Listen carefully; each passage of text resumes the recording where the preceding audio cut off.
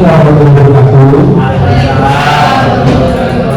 Selamat pagi semuanya, Bapak Ibu dan juga anak-anak yang terhormat Kepala SMA Negeri Jakarta, yang saya hormati Bapak Wakil, Bapak Ibu Guru, rekan sejawat, Ibu orang tua yang sudah hadir pada hari ini, dan juga anak-anak yang juga sudah memberikan waktu terakhir. Hari ini saya akan menjelaskan aset yang ada di SMA Negeri Jakarta, kekuatan aset yang ada di SMA Negeri Jakarta. Nah, apa sih hasil aset dan penempatan yang ada di SMA Negeri Jakarta?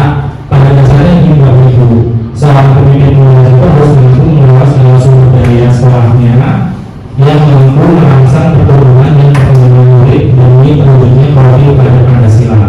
Mengelola sumber daya dimaksud tentunya menggunakan pengembangan komunitas berbasis aset. Pendekatan berbasis uang, biasanya kan kita selalu melihat pendekatan berbasis masalah ya. Nah itu tidak baik karena misalnya perhatian kita pada yang mengganggu, apa yang kurang dan apa yang tidak berfungsi dengan baik. Kita pasti akan menemukan banyak fasilitas sekolah yang tidak berfungsi baik, buku yang tidak lengkap atau sekolah tidak memiliki laboratorium. Kekurangan yang dimiliki mendorong cara berpikir negatif sehingga fokus kita adalah bagaimana mengatasi semua kekurangan atau apa yang menghalangi tercapainya kesuksesan yang diraih. Nah ini tidak boleh dilakukan, dan itu kita harus berpikirnya menggunakan aset based approach atau pendekatan berbasis aset. Nah ini pendekatan yang dikembangkan oleh Dr. Kathleen Kramer, seorang ahli psikologi yang menekuni kekuatan berpikir positif untuk mengenali diri. Pendekatan ini merupakan cara praktis mengenali hal-hal yang positif dalam kehidupan. Dengan menggunakan kekuatan yang kemampuan berpikir, kita juga perlu mengusahakan perhatian pada apa yang berjalan dengan baik yang menjadi inspirasi, yang menjadi kekuatan atau potensi yang positif.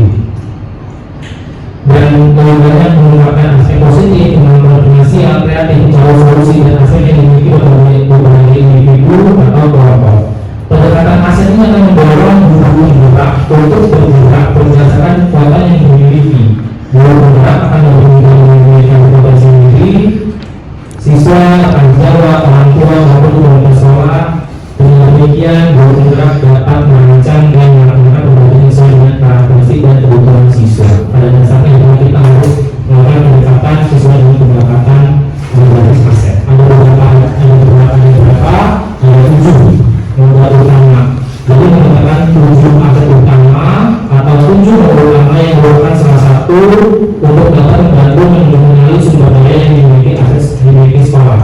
Ada modal manusia, ada modal sosial, fisik, finansial, politik, budaya, dan agama serta lingkungan. Nah, 7 modal ini yang ada dan saya identifikasi di SMA Negeri Jakarta. Yang pertama, modal manusianya. Guru kita ada 54 orang yang sudah S2 13 orang dan yang belum sertifikasi 13 orang. Ya, jadi S2 13 orang yang belum sertifikasi 13 orang. Kemudian tenaga kependidikan kita ada 17 orang, yang sarjana ada 4 orang, dan yang SMA ada 13 orang. Nah ini siswa kita sedikit lebih ya. Siswa kita itu sekitar 900 dengan diferensiasi yang berbeda, ada yang mendapatkan bantuan KCP dan juga PIB. Nah bagaimana dengan orang tua guru dan komite nilai guru latar belakangnya, profesi orang tua beragam ya Bapak Ibu, dan juga pengawas kita kooperatif dan berkolaborasi. Nah model sosial yang kita miliki di SMA Negeri Jakarta, yang pertama alumninya tergabung dalam ikatan pelajaran yang selalu mendukung kegiatan sekolah, finansial maupun proses-proses kegiatan untuk meningkatkan mutu pendidikan. Kemudian yang kedua, kita ada komunitas belajar yang menerima komunitas belajar pelajaran yang diberikan oleh bumi. Yang ketiga, kita ada perangkat daerah yang selalu berkolaborasi bersama ketika melakukan acara-acara seperti perlombaan adiwiyata, sekolah sehat, itu selalu koordinasi dengan kecamatan, kelurahan, RT RW, dan instansi-instansi perizinan dan juga bahkan puskesmas. Untuk instansi pemerintahan dan instansi Polri dan instansi perusahaan, kita bekerjasama dulu dengan perusahaan-perusahaan swasta, BUMN, BUMN, PMB, lalu melakukan sosialisasi kegiatan-kegiatan untuk meningkatkan life skill siswa. Nah, modal fisik ini terbagi menjadi dua, ada modal bangunan dan juga ada modal sarana prasarana. SMA Negeri Jakarta sudah menjadi lagi dari segi infrastruktur sangat lengkap, kelas 27 dengan full AC, laboratorium IPA, fisika, kimia, masing-masing satu, kemudian laboratorium komputer, kita ada musik, pertemuan, masjid yang bisa menampung 3 angkatan, kantin dan koperasi, perpustakaan yang sudah terakreditasi dan mendapatkan penghargaan juara satu perusahaan terbaik nasional. Dan di bidang sarana prasarana, lapangan itu sangat lengkap di dalamnya, lapangan basket, bulu tangkis, voli, futsal, ada dosen vokasi, lapangan parkir, internet di setiap ruang kelas, UKS, proyektor dan sound system. Maka dari akhir dari saya sebutnya. Ini adalah modal fisik kita. Kemudian ada lingkungan kita. Nah, SMA di Jakarta berada di area yang sangat strategis dekat pusat kota. Luasnya sekitar 1 hektar. Kita punya spot-spot hidroponik, taman-taman literasi dan taman pelindung, dekat dengan jalan raya, dengan protokol Sudirman. Kemudian kita punya olah ikan, tanaman obat keluarga, dan juga kita punya tempat untuk membuat kompos atau komposting. Nah, untuk modal finansial, SMA di Jakarta, modal finansialnya kita punya dana bos, kita mendapatkan bos dan BOP, kemudian kita sudah mendapatkan juga kemudian donasi dari komite, orang tua dan juga alumni, dan juga CSA dan industri kita sering melakukan kerjasama atau MOU. Untuk modal politik, mata sekolah kita dekat dengan pelayanan publik.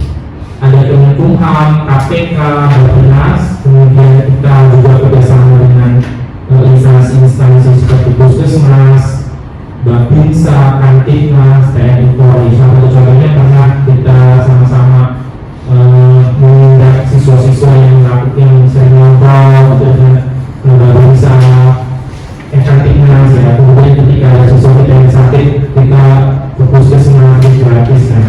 Dan kerjasama dengan perpustakaan nasional dan perpustakaan DKI Jakarta. Terakhir ada modal agama dan juga budaya.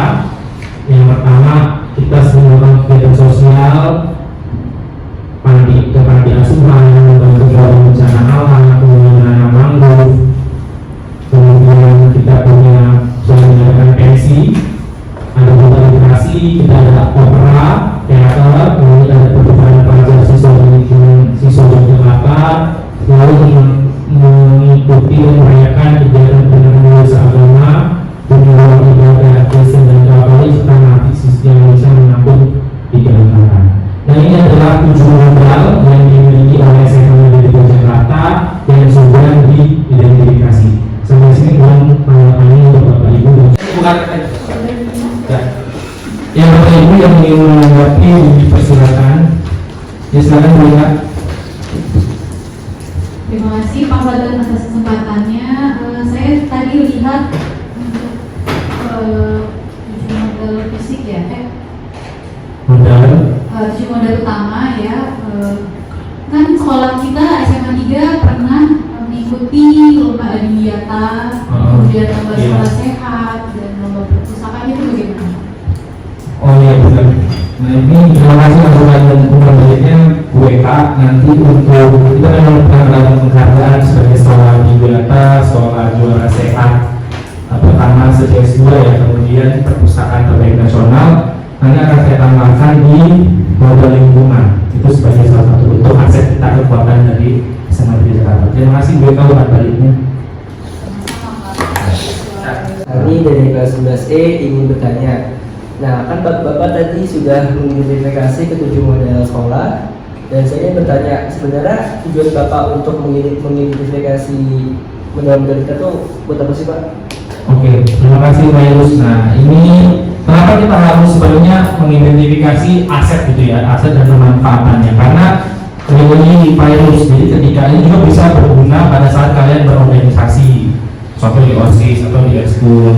Kita yang ada, kita tuh selalu sering melihat kelemahan-kelemahan yang kita miliki tanpa melihat kekuatan-kekuatan yang kita miliki kan. Kita hanya fokus pada kelemahannya aja, padahal lebih dari itu tuh sebenarnya punya kekuatan-kekuatan Tapi ketika di Virus misalkan ingin mengadakan sebuah acara, Virus harus lihat, jangan lihat kelemahannya, tapi kita lihat kekuatan-kekuatan yang kita miliki. Contoh, misalkan, kalau kita nggak ada bunga, misalkan buat mau ngadain perpisahan, nggak ada bunga buat aman, buat hiasan. Nah itu bukan berarti dari seperti itu kita langsung kalau saya berarti nggak usah pakai bunga lah, nggak kayak gitu. Nah dengan aset-aset ini bisa kita jadikan sebagai acuan kita untuk mengadakan sebuah kegiatan. Contoh, tadi bunga nggak ada, tapi kita punya modal sosial, ya kan? Kita pernah punya kerjasama dengan instansi perangkat daerah. Pasti kan mereka punya menyediakan bunga, kita bisa mengajukan peminjaman bunga seperti itu. Nah, kenapa kita harus mengadakan seperti aset ini? Ya tujuannya tadi melihat kekuatan-kekuatan yang kita miliki, yang bukan berdasarkan kelemahan, tapi kekuatan yang kita miliki. Nah, itu bisa berguna nanti Virus ketika Virus suatu saat ini berorganisasi baik di office MPK ataupun di ekskul seperti itu. Jelas Virus? Jelas Pak. Ya, terima kasih. Terima kasih sudah diundang di sini untuk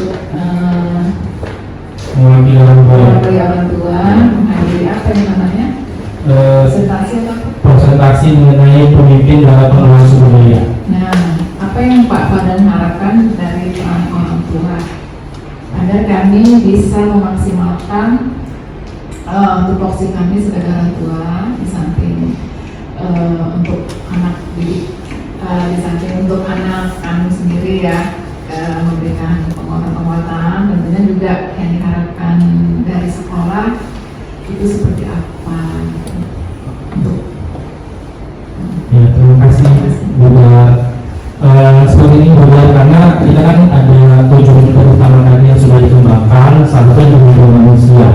Di SMA 3 Jakarta sekolah itu manusia ini tidak hanya guru dan juga siswa, tapi stakeholder terkait, salah satunya adalah orang tua. Orang tua termasuk dalam modal manusia, ada di saya masukkan di dalam OTM dan juga komputer. Kenapa? Karena sekolah bisa berjalan pembelajaran anak-anak tidak bisa hanya diandalkan hanya kepada guru, baik guru dan juga itu nggak bisa seperti itu ya beda. Tapi juga harus ada berperan dari orang tua. Nah, dari sekolah untuk dukung orang tua, minimal kita bisa saling berkolaborasi bersama, mendukung semua kegiatan-kegiatan sekolah dan berkontribusi seperti itu. Kontribusi bukan terkait dana, bukan, tapi terkait dukungan, motivasi, masukan, seperti itu ya budaya. iya, tapi kan kita ngebahas aset ya. Ya. Yang namanya aset kan pasti harta. Apakah perlu orang tua itu dengan secara sadar itu boleh gitu berdonasi dengan tanpa ada ketentuan besar kecilnya, tapi orang tua itu membantu gitu secara finansial, itu apakah diperbolehkan? Seperti ini juga, saya mau luruskan yang pertama aset gitu ya. Aset di sini bukan berarti melulu masalah biaya. Aset yang disebut adalah kekuatan yang kita miliki. Jadi kekuatan yang kita miliki itu apa gitu kan? Nah itu atau dari aset itu yang dikembangkan oleh psikolog tadi. Untuk orang tua masalah donasi. Nah ini donasi orang tua sesuai dengan peraturan daerah setempat seperti apa ya bukan? Misalkan di DKI Jakarta kita tidak boleh untuk iuran gitu kan. Bolehnya kan donasi sih dipersilahkan, tapi dalam peraturannya kita nggak boleh iuran gitu ya. Nah kalau donasi dipersilahkan seperti itu bunda. Terima kasih Pak pada penjelasannya. Oke. Terima kasih kepada Bapak Ibu dan anak-anak yang sudah hadir dalam pemaparan kekuatan aset di SMA Negeri Jakarta. Ini bisa kita jadikan pedoman dalam mengadakan sebuah kegiatan ataupun proyek-proyek lain bahwa ternyata SMA Negeri Jakarta itu punya kekuatan yang sangat besar dan sangat banyak dan bisa dimanfaatkan untuk kegiatan-kegiatan atau program-program untuk pengembangan siswa. Terima kasih lagi. Saya akhiri. Wassalamualaikum warahmatullahi wabarakatuh.